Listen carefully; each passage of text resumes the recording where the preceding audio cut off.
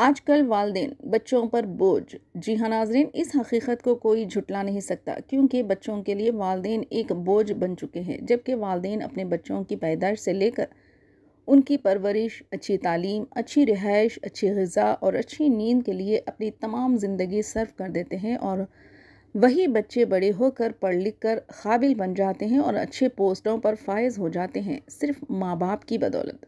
बच्चों की परवरिश में वालिद का किरदार और माँ का किरदार अलग अलग होता है। यूँ कहें तो दोनों ही किरदार बहुत ही अहम, बेहद ज़रूरी होते हैं।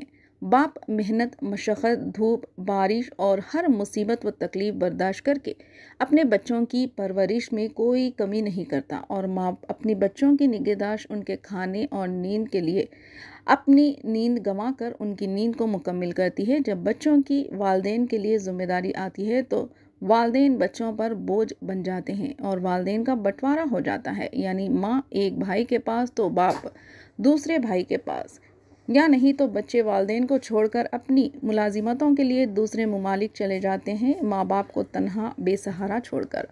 वालिदैन की जायदाद तमाम बेटों में बराबर तकसीम की जाती है, यानी एक बाप तमाम बच्चों के लिए अपनी जायदाद रखता है।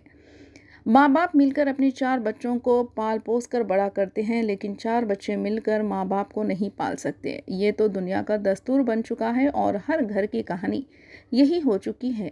इसी तरह का एक वाक़या करीमनगर ज़िले के तिम्मापुर मंडल के एक गांव का है, जहां एक बूढ़ी खातून विमला नरसम्मा के 4 बेटे हैं।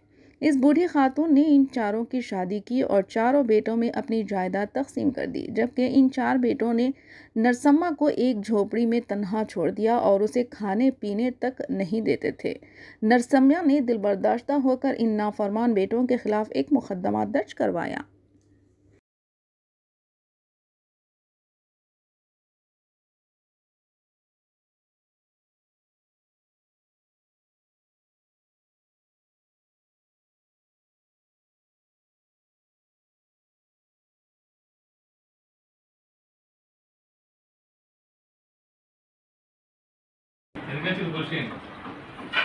నువ్వు చెప్పు ఆమెనే చెప్పాలి ఇక. నేను చెప్తే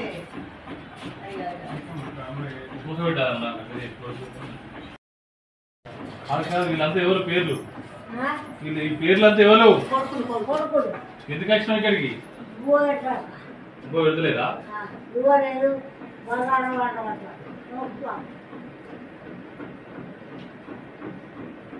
మరి ఎక్కడ నువ్వు? నీ కొడుకులు ఎవరు అన్నం పెడితే ఇప్పుడు నుంచుకుంటేదా? వీళ్ళు నలుగురు ఎక్కడ ఉంటారు? ఊళ్ళో ఉంటారు.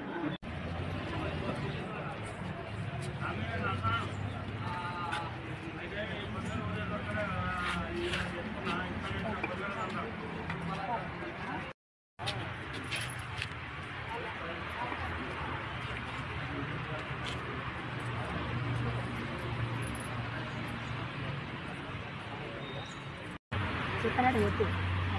నా కొడుకులు వేసాక బజార్లకు వస్తారు. బజార్లో ఇచ్చితే ఇంట్లో కూడా ఆడుతుంది. ఇప్పుడు బువ్వ పెట్టమంటే వాడంతా హాఫ్ అవరా కన్ను హల్దీ అని లోకం అంటారు. వాడైనా బాకీ అక్కడ పొలం 20 గుంటల పొలం ఉన్నది. 4 ఇండ్లు ఇచ్చినా, 4 ఇండ్లు కట్టినా బాగా పోయింది. అది అయిపోయినాక మళ్ళీ పొలం మానకొండ కాడ ఉన్నది 20 గుంటల పొలం, 12 గుంటల పొలం. ఎంతమంది కొడుకులు? 4. ట్యూబర్లానే ఉంటాను. 7 ఉంటుంది. ఈ కొడుకులు ఏమంటారు? అన్నం పెట్టారంటారా? పెట్టదా కట్టుకొని కొడుక. ఇప్పుడు ఎవరిని కలిసినావు? రెడ్డికి కలిసి వచ్చిన ఆయన అమ్మన్నారు.